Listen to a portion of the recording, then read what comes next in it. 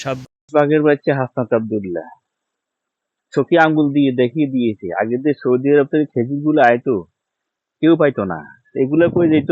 ওই যে মামা খালুদের বাসায় চলে যেত। তো যে হিসাবটা দিয়েছে হাসনাত আব্দুল্লাহ, দেখুন হিসাবটা শুনুন সঠিকভাবে।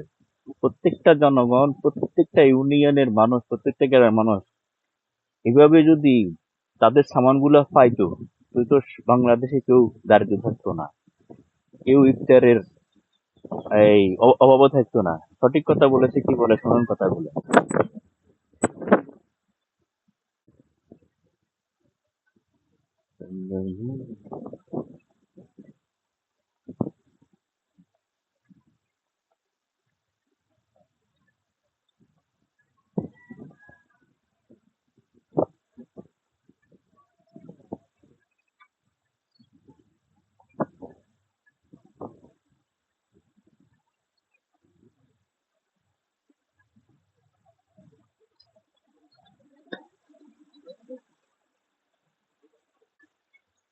ধন্যবাদ তোমাকে ভাই হাসনাত আব্দুল্লাহ।